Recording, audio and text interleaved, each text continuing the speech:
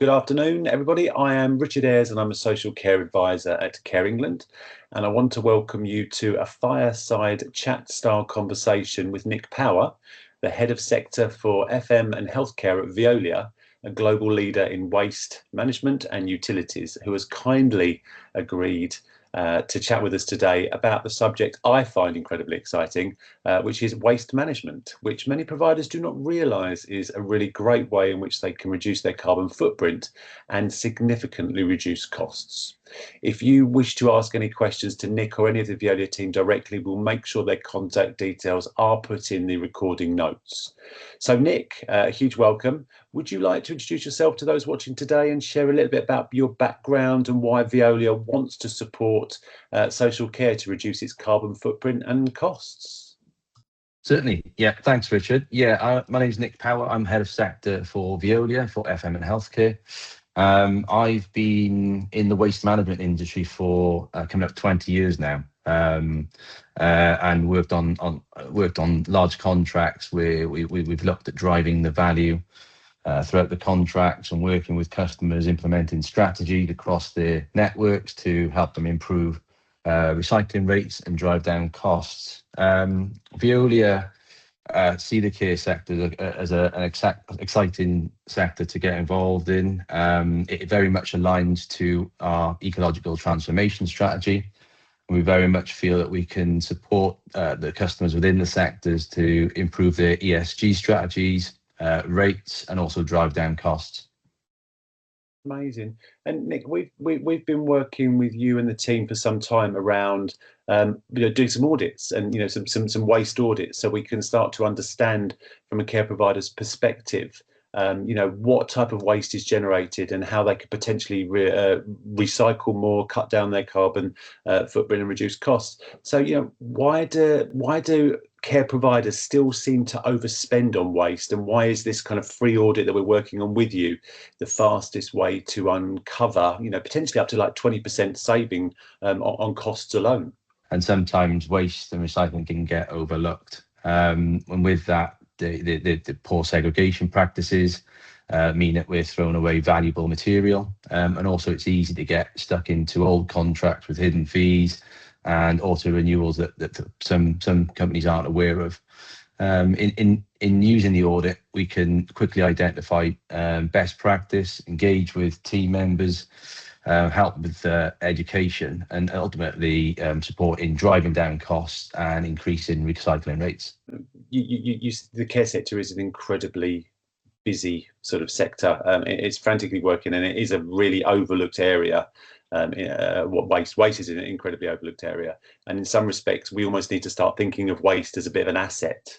Yes. So, doing an audit is a great way to understand what you're doing and what inefficiencies you've got within the process, because there's a huge amount of kind of cost efficiency and carbon reduction that we can generate from waste. But can you explain the different types of audits? Because there's like a desktop and there's an on-site audit. So how do they kind of differ? Desktop exercise, it's very much data led. We would always need some service information and contract information, and from that we can quickly identify where potentially bins are being overserviced, leading to increased costs, or where prices don't necessarily align to best prices in the market. And in doing that, we can quickly provide a few options that would help support better segregation and reduce costs. An on-site survey with me, one of our staff attending site, meeting with key staff members and understanding how waste is generated through to disposal. They would actually do a visual composition analysis of the bins to understand if material that has some value is being disposed of as general waste. For example, quick wins, card and paper, plastics. If that's going into general waste, there's value being lost, and we can identify that. And through that, we can deliver a more in-depth improvement plan that again drive down costs and improve segregation and align to ESG strategies. Both deliver savings, but obviously there's two options there that would align to whatever your members require.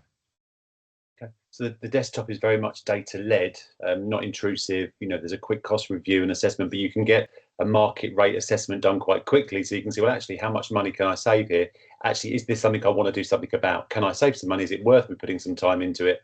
And actually, that in-person one is you get into the detailed composition of really what's going on, and you start to then, I think about the processes that you're operating as a care service and what you could do differently. Because I know there's a lot of customers of families of those that we care for are really keen on working with services who have got these processes in place, and they do have green policies and carbon reduction policies.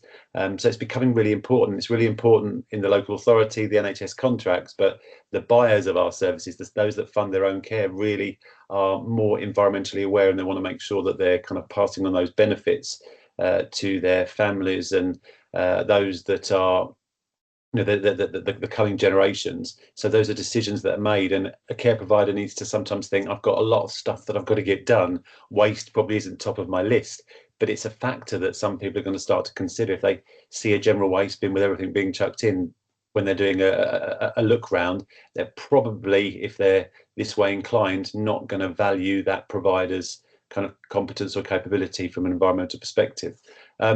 So if you've got an in-person assessment that's being done, a step-by-step audit process, what do providers kind of need to know? What's going to happen? How long does it take? How much time do they have to dedicate to someone coming on site to do an on-site audit?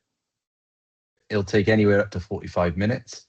Our representative will attend site. They will look in bins. I know it's not a very nice thing, but they will look in the bins. They'll be able to identify quickly via that visual composition analysis whether there's good segregation or bad segregation, and then they'll work backwards, working with your staff to understand why the wrong things are potentially going in the wrong bins.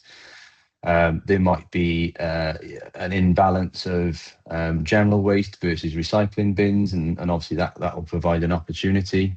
We can look at invoice data and volumes and tonnage, and through all that we can quickly identify, again, savings, best practice. There might be simple practices that at site level that we can support and help identify changes there, and ultimately we can share an action plan, and it will support a delivery of improved ESG standards and cost savings.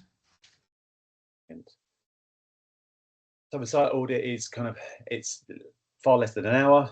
Providers get that really sort of detailed report and a something post visit that kind of helps them understand how they can reduce costs, reduce their carbon footprint, implement best practice, and really benefit from dealing with something that they may not have considered was even an area that they needed to address potentially. And we know that a lot of contracts renew in sort of April each year. So why is now sort of the right time for providers to kind of book an audit rather than wait for 2 or 3 months time? Why should they be booking audits now? Yeah, so every April the industry will increase costs. So I think planning for any potential cost increase now would be important. It also supports budget planning.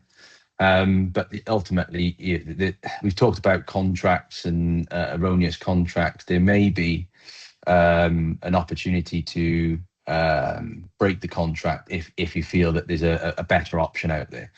And obviously you need to serve notice on that as well. But through the audit, that will give you the information you need either to request a different schedule from your provider, or you may use that as a decision or a key driver to actually change contracts. So you might use that audit information to kind of move to Veolia, for example, but you might use that as well to sort of tidy up what you're currently doing, which is kind of really important. This is an audit that's been given to you. Really interesting. I wasn't aware that the majority of the sector kind of put their prices up in April, which is important. I know some contracts tend to auto roll, so if you don't terminate within a certain time, they auto roll for another year or 2 years and what have you. Do you think, I mean, without naming any kind of customers, just to respect confidentially, can you kind of share any examples of savings or sustainability improvements that you've kind of recently delivered through a waste audit, just to help bring that to life for a care provider service? Yeah, sure. We've got two good examples. We've got a large care home group. We did an in-depth analysis of the waste bins. So we took the waste to one of our facilities to actually give a more in-depth understanding of what was making up the general waste. And what we found is there's a large amount of recyclables and specialist plastics in the general waste, and 13% was actually recyclable material that should have actually been in the DMR, or dry mixed recycling stream, which is actually clean packaging as well. This was things like polypropylene, like woven materials such as tray wraps and curtains. And we were actually managed to source a free of charge collection for that customer. So that's no longer a cost. And ultimately that audit reduced cost and increased recycling rates. And that was a very fairly quick exercise in which identified that opportunity. The second example was around food waste. This is really good. We carried another similar exercise, again, waste audit, composition analysis, and that actually revealed about 47% of the general waste was primarily food, which was being generated at the kitchen. And we were able to from the study, we were able to track that back to the practices in the kitchen. And we also, the account manager at the time, also carried an analysis on their food spend by resident across all the site. And what that sort of identified was that this care home was actually ordering every category of meal for every resident, whether it was meat, fish, vegetarian. And what we did was actually work with them on a better sort of system in ordering. So we've managed to put in a system that orders around the need rather than a speculative ordering system. And in doing that, we've helped change obviously the processes. But ultimately, they saved twice on that through that practice. One through better procurement and through waste reduction. And within 6 months, that's increased their recycling rate by 35%, and their overall cost dropped around 30% across waste spend and procurement. Wow, that's pretty significant. So the in-depth analysis really does expose other things outside of just waste, wrong things in the wrong bins, the ability to increase your recycling, great, because that's doing the right thing, getting plastics in the right bin, paper in the right bins. But the food waste, it's good to consider that food waste is such a large part of and it's very heavy, isn't it? So 47% of the waste, if you take that 47% out of the general waste and you put it in its own sort of food recycling process, which I think is a legal requirement now, you actually reduce the cost of your general waste. You've got food waste, being used as a commodity. And of course, when you're measuring your waste, you can start to make better procurement decisions. So huge, 30% cost savings. Food equates to about £50, per resident week. So if you're making savings on food, that's a huge amount of money that you can save when you start to multiply that up. Yeah. I think we were just looking at waste on the back end. We actually worked with the staff, and I think it's the backwards, going into the site, understanding the practices as well. I think that level of audit is something that we do really well at Veolia. Yeah, it's important to take the staff on the journey as well, isn't it? And I think I mentioned it briefly earlier, but what's becoming even more important is the sustainability expectations of our customers, of our staff, of our families, those who use our service. How does kind of improving waste management help providers reduce the carbon impact and the carbon footprint alongside kind of the cost benefits that we've just talked about? Yeah, so it comes down to the basic form of better segregation. Better segregation will deliver decreases in carbon emissions and reduce costs associated with waste disposal. It costs less to process a ton of recycling waste than it does to treat a ton of general waste. Better waste strategies will lead to fewer collections, which means obviously less vehicle movements on the road, and ultimately the more you recycle will lead to bigger carbon savings. It costs less to recycle, so you got savings there, and ultimately a good strategy will support a net zero and sustainability targets. So Nick, just to kind of bring that to life, what types of carbon savings can providers expect to make post a weight audit? For every ton of food that's sent to anaerobic digestion instead of incineration, that saves around 47% in CO2 emissions. And for every 100 tons of dry mix recycling, or DMR, that's recycled instead of going to general waste, that avoids around 21% of CO2. And how would you? I mean, there's significant savings, but how would you suggest that care providers consider using that strong waste strategy argument to support their overall sustainability conversations with residents and families and those that might be choosing to use their services? And the CQC as well, which we know under Quality Statement 34 talks about environment, but also conversations with commissioners. How would you expect they can use that in those conversations? Yeah, I think sustainability is something that matters more now to residents and families. I think a strong waste strategy with actual tangible, visible results would demonstrate your members' commitment to delivering those goals. In terms of commissioners and CQC, it's becoming a more important criteria to evidence strong sustainability practices, not only for great segregation, but to be able to evidence that when the material leaves the site, it's going to the correct treatment facility. And that's why it's more important now than ever now to partner with a reputable waste provider. And for your corporate reputation, sustainability credentials matter more than ever, whether you're a small independent or a large group. Demonstrating measurable environmental action protects and enhances your brand. It's also important for ESG reporting if you're seeking investment or managing stakeholder expectations. Yeah, so that reputation issue is really important, isn't it? We've seen TV shows where people have their waste dumped in places, so it's really important to make sure that you are using a reputable waste firm. And it's not just the bins that you have your general waste. A lot of care providers have skips, and they have infrequent collections of waste for different things they've stored that they get rid of. And you need to make sure you're not losing some kind of contractor who's going to dump it down the back of a farmer's field somewhere. So incredibly important, because we've seen that happen quite a lot of the time. Yeah, unfortunately, the road traders are still out there at the moment, and it's becoming increasingly more difficult, but they're still in play at the moment.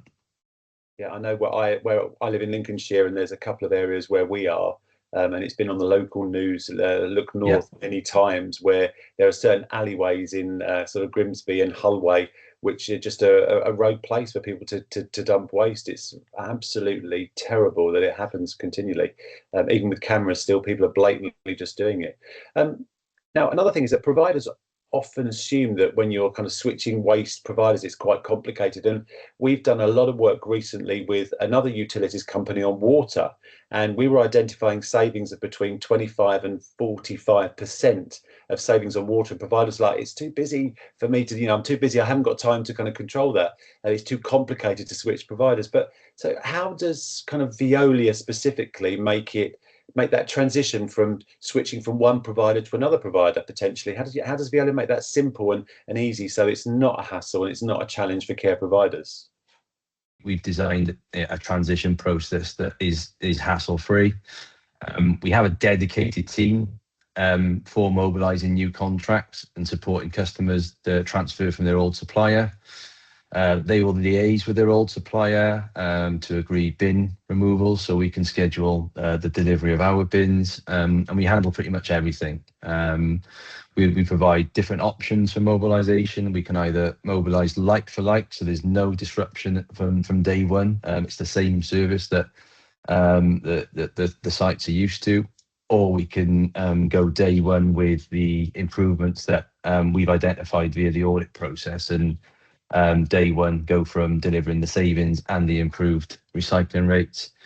And we can also provide full staff training and ongoing support, such as training material or segregation posters. But a typical rollout, depending on the size of the estate, can last anywhere between 4 and 6 weeks.